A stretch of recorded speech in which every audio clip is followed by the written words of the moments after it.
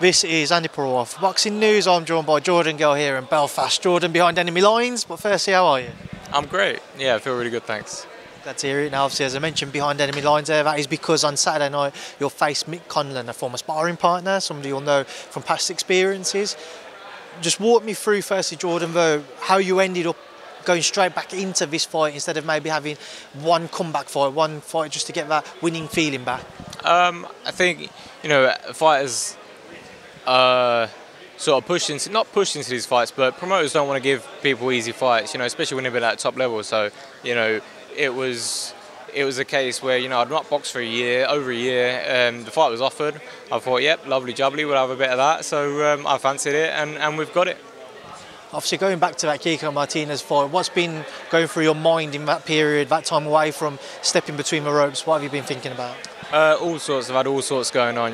My life's been up and down since back end of last year. It's been a bit of a roller coaster, and that's probably one of the reasons why I've been out the ring. I left Dave Coldwell, and that was a big change. And then I've been spending time at home, and bits and bobs have been going on. And I won't indulge too much in it, but I've sort of turned it around this year now. I've sorted myself out. I've got a few things set up, and I've got this fight, so I'm happy. Just before we go on to the fight a little bit more and a bit more in depth, just on the Dave Coldwell split, what prompted you to make that decision and to feel like you wanted to move back down south? It's a case where I've been up in Sheffield since I was 18. I left home at 17 to turn professional. I turned pro with the Ingles. Then I moved to Dave. We had great success with Dave. I won, Commonwealth title, European title, a couple of WBA internationals. Headlined in Peterborough. It was great, and at 10 years, being up north in Sheffield, away from your friends, away from your family, it gets hard. And I think the older you get, the more you miss your family, because when you're young, you don't really care about anything. And for me, it was a move at the right time, just to be happy again, because it got a little bit not a training. It was just more like just being away from home. So yeah. Does it feel different not having him about this week? Having who about? Dave, does it feel different not having him around? Oh no, yeah, it is very different. It's different, but it's been all right. It's been good. I mean, you say the week, but I only got here this morning. I left at 4:30, so that's why I got the bags under my eyes. Jordan, just kind of moving forwards and where you're at currently in terms of training from, you've got Barry next to you, obviously training out of the Ben Davison Performance Centre. Why Barry is your new lead trainer? Yeah, well, my dad's been training me. Barry, I've been doing bits with Barry. Been going down to Ben Davison and getting some sparring. Spar some good lads down there. So we've been a bit here, there, and everywhere. But I've got the work done, and that's what it's all about. Sometimes it's not been hectic, but it's been like busy, and that's kept me on it and kept me excited, because we're going here tomorrow, and we've got this sparring partner coming down. Do you want to come down? And it's been good. I've just enjoyed it. It's been a bit of a change, and sometimes change is really good. I've had my rest and I've had my change. So 12 months out the ring. Well, it'll be longer than that by the time Saturday comes, and looking forward to getting back in there.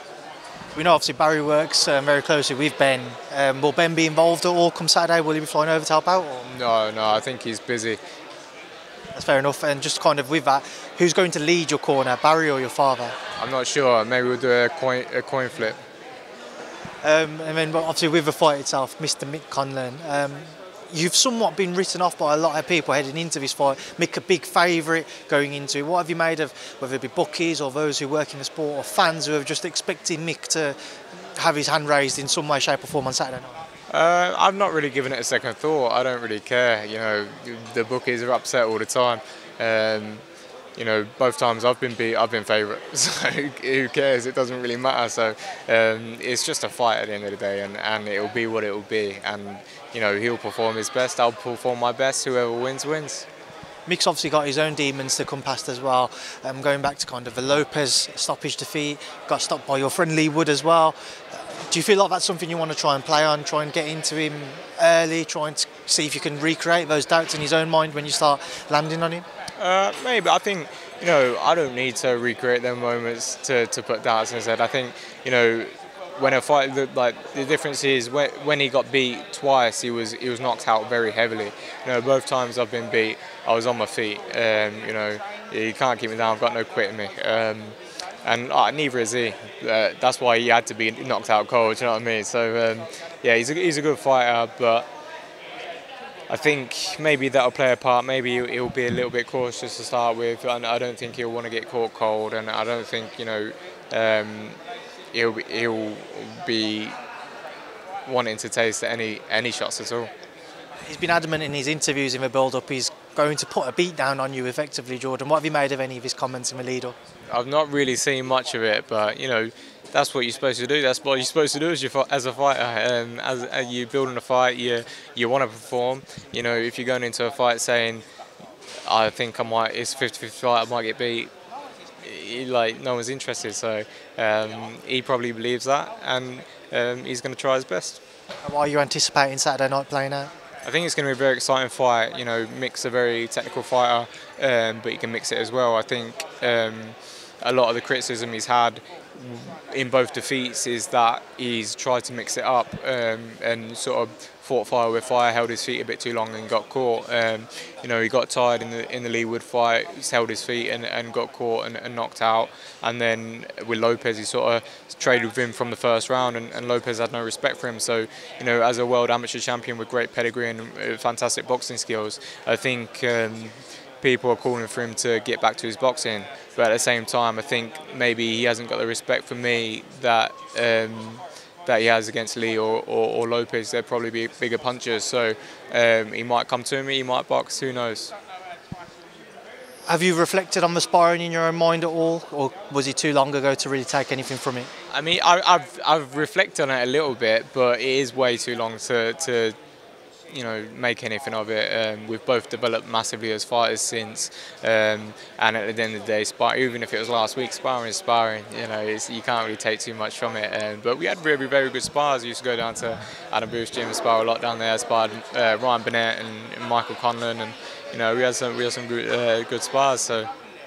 I know obviously Mick's been linked with that potential rematch with Lee amongst other fights, but bringing yourself into the equation, I don't imagine a scenario where you and Lee fight because of your friendship, but you could have big fights if you're successful on Saturday night. Have you thought about how life-changing this fight could be? Yeah, it's huge. Win this fight, beat Michael Conlan, and I should be in line for a world title shot. There's some top guys there. Obviously, me and Lee aren't going to step in the ring. I think Lee will either rematch Warrington or maybe Cordina or any of the others. So there's plenty of names about, and there's plenty of big fights, and I'm excited to get amongst it. But I've got this big fight to look at first, and that's what we're doing. Jordan, I'm going to leave you now to enjoy the rest of your evening. Thank you for speaking to me, and good luck on Saturday night. Thank you, mate.